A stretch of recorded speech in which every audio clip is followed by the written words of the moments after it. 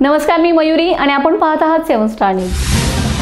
स्वातंत्र्य दिनाच्या औचित्याने विटा नगर परिषदेचे माजी नगराध्यक्ष व भाजपा युवा नेते वैभवदादा पाटील यांनी सलग दुसऱ्या वर्षी एक अनोखा व प्रेरणादायी उपक्रम राबवलाय। खानापूर, आटपाडी व विसापूर मतदारसंघातील हजाराहून अधिक माजी सैनिकांचा विशेष सन्मान व गौरव करत त्यांच्या देशसेवेतील योगदानाबद्दल कृतज्ञता व्यक्त करण्यात आली। या उपक्रमांतर्गत प्रत्येक माजी सैनिकाला वैयक्तिक अभिनंदन पत्र देण्यात आले। सीमा रेषेवर आणि युद्धाच्या काळात राष्ट्र रक्षणासाठी जीवाची बाजी लावणाऱ्या या शूरवीरांच्या त्यागाची आठवण ठेवत त्यांना सन्मान देण्याची परंपरा यापुढेही कायम राहील असा विश्वास वैभव पाटील यांनी व्यक्त केलाय।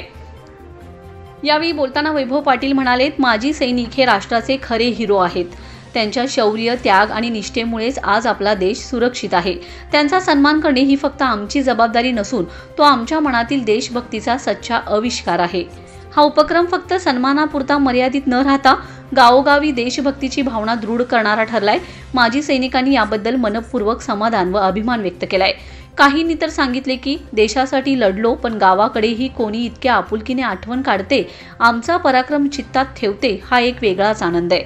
वैभवदादा पाटील यांनी सलग दुसऱ्या वर्षी केलेला सन्मान आनंददायी आहे व मनाला समाधान देणारा आहे।